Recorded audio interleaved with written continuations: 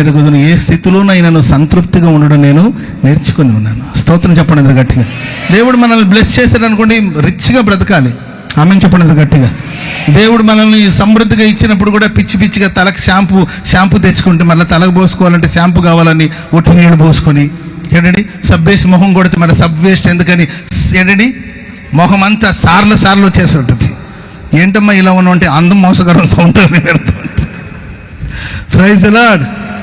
అట్లని కాదు, దేవుడు సమృద్ధిగా ఇచ్చినప్పుడు సమృద్ధిగా తినండి, సమృద్ధిగా హ్యాపీగా ఉండండి. Praise the lord.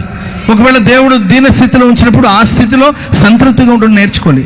కొన్ని పర్యాయాలు మనకు శ్రమలు రావడానికి కారణం ఏంటి?